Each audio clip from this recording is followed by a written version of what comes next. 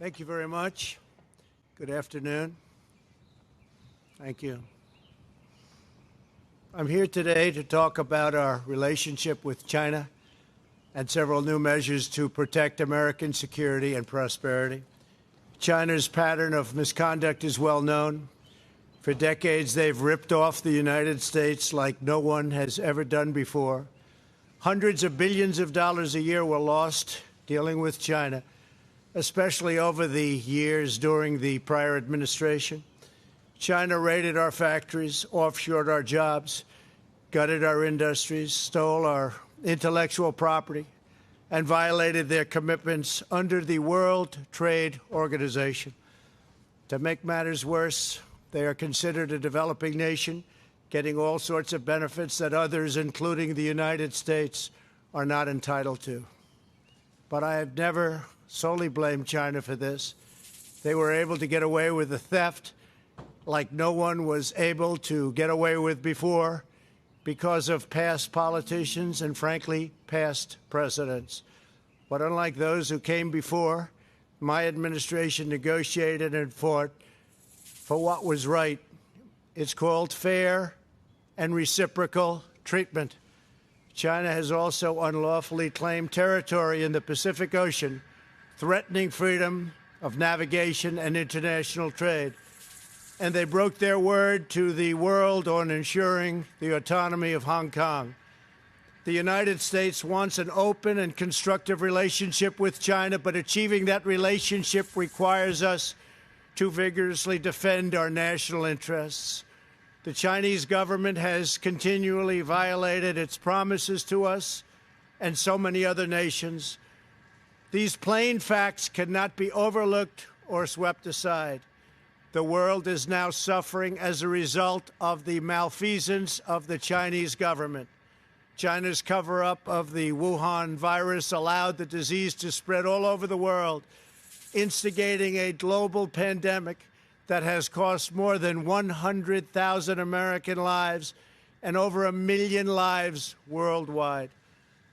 Chinese officials ignored their reporting obligations to the World Health Organization and pressured the World Health Organization to mislead the world when the virus was first discovered by Chinese authorities. Countless lives have been taken and profound economic hardship has been inflicted all around the globe. They strongly recommended against me doing the early ban from China, but I did it anyway and was proven to be 100% correct. China has total control over the World Health Organization, despite only paying $40 million per year compared to what the United States has been paying, which is approximately $450 million a year. We have detailed the reforms that it must make and engage with them directly, but they have refused to act. Because they have failed to make the requested and greatly needed reforms, we will be today terminating our relationship with the World Health Organization and redirecting those funds to other worldwide and deserving urgent global public health needs. The world needs answers from China on the virus. We must have transparency. Why is it that China shut off infected people from Wuhan to all other parts of China?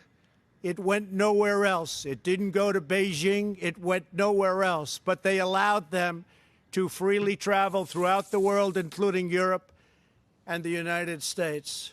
The death and destruction caused by this is incalculable. We must have answers, not only for us, but for the rest of the world.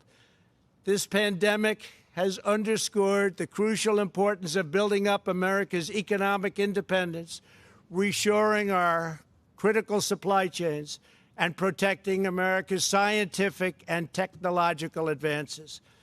For years, the government of China has conducted illicit espionage to steal our industrial secrets, of which there are many. Today, I will issue a proclamation to better secure our nation's vital university research and to suspend the entry of certain foreign nationals from China who we have identified as potential security risks. I am also taking action to protect the integrity of America's financial system, by far the best in the world. I am instructing my presidential working group on financial markets to study the differing practices of Chinese companies listed on the U.S. financial markets with the goal of protecting American investors. Investment firms should not be subjecting their clients to the hidden and undue risks associated with financing Chinese companies that do not play by the same rules. Americans are entitled to fairness and transparency.